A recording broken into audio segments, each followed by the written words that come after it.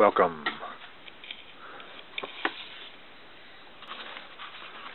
to Out of the Blue.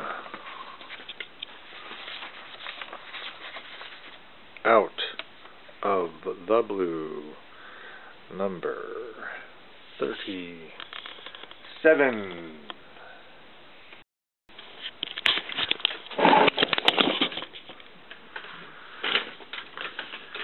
Why People Believe Weird Things by Michael Shermer, published in 1997. Page 80, we are in an article, Chapter 5, Near-Death Experiences and the Quest for Immortality.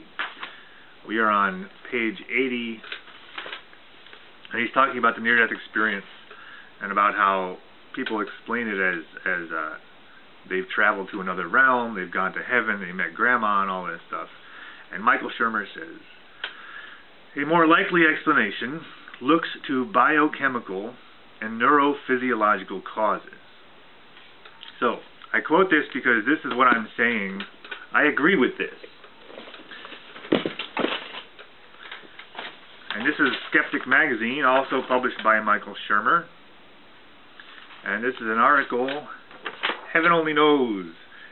This is issue, volume 20, number 2, page 12. Heaven Only Knows, Near-Death Experiences and the Problem of Account Incongruence. Meaning that they're not all the same. Everybody has a different one. And some people don't have them at all. And so how do you explain the account incongruence? And the author, who is Corey Markham, says, if NDEs are influenced by the beliefs that people have, as well as their perceptions of the world around them, both of which are clearly mediated by the physical brain, isn't it therefore reasonable for us to infer that they are indeed products of the physical brain as well? And I agree, yes, it is reasonable for us to infer that. So it's a product of the physical brain. The near-death experience is a product of the physical brain. Neurophysiology is would be the scientific heading under which this would fit. So now I have a question for you. Which is more real? The watermelon or the picture of the watermelon? And you might say, it is self-evident that this is really watermelon and that is a picture of a watermelon. And I bring this up because people come back from these near-death experiences and they say things like, it was more real. It was more real than real. It was self-evident that it was real. They don't really have any proof other than their own, they saw it and they know. And so what we might say, or Richard Dawkins brings in the word magic. He says, this is like magic, and that's true. It's like magic. And what I'm saying, and this is the I'm entering into the subject called the Neo-Swedenborgian defense. So here we have a ball on a stick. And anybody can see that this ball is on a stick. It's a ball on a stick. But from one perspective, and I get this perspective by pointing the ball at the viewer. From one perspective, it can appear to float. From this perspective, it is a floating ball. Even though everybody else can see, it's a ball on a stick. So to everybody else, it's a ball on a stick. To you, right now, there's an illusion created wherein it's a floating ball.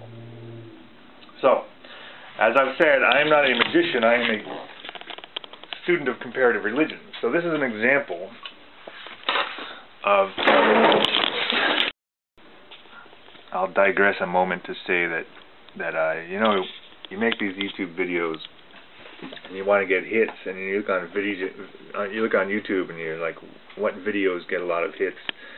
And it's sort of discouraging to find out that the videos of people falling down have millions and millions and millions of hits. And so people will just watch all day people fall down. And I didn't want to enter that realm where I make a, video of people falling down, but now I just pulled a trick on myself and accidentally moved the chair out from under myself. So maybe I'll get lots of hits on this video because it's a comparative religion fail. But anyway, my point was that this perspective exists. The perspective where it seems to be floating exists. Now, you might say it's not really that big of a fooler. It's not that good of an illusion. Well, this is just a point to make that the people from these near-death experiences come back, and now we've already established it's all in their brain, right? And people say, oh, it's only in your head. And that's like saying that this watermelon is only on my table. This watermelon is not on Mars. It's not in the microscope. It's only on my table. But if you say something is only on my table, well, that establishes it in space and time. So to say something is only in your head, that establishes it as having a place and time to exist. So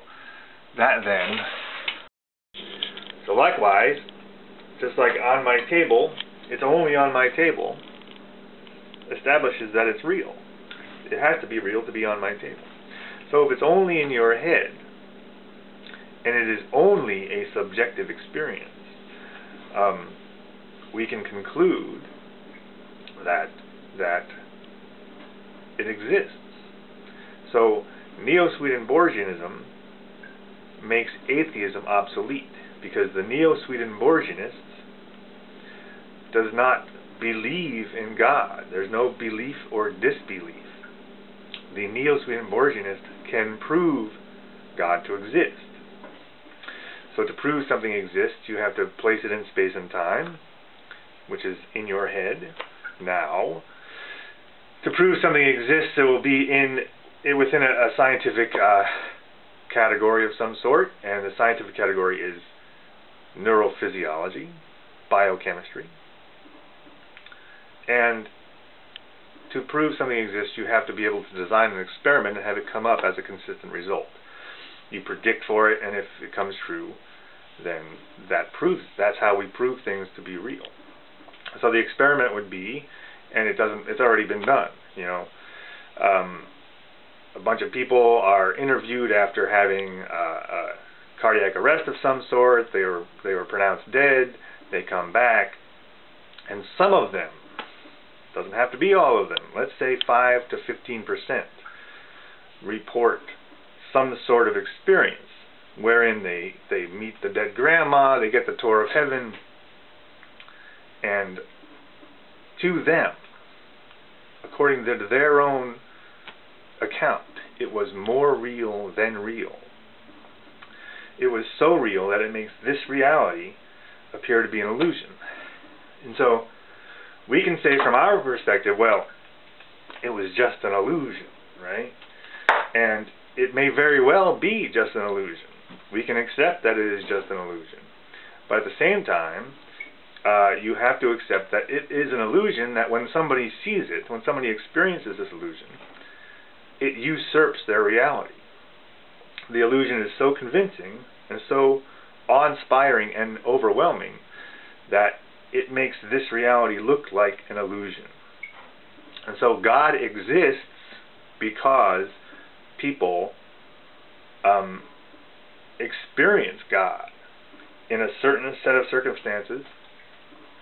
A certain percentage, over 1%, experience God. And therefore, that counts as a proof of existence. This is the Neo-Swedenborgian defense, which is to say it is not established as objectively real, but it has already been established as a subjective reality which you and I have a chance of experiencing. Now I call this the bad news of Neo-Swedenborgianism, because I don't the dedication. To the memory of Carl Sagan, 1934 to 1996, colleague and inspiration, whose lecture on the burden of skepticism 10 years ago gave me a beacon when I was intellectually and professionally adrift, and ultimately inspired the birth of the Skeptics Society, Skeptic magazine, and this book, as well as my commitment to skepticism and the liberating possibilities of science.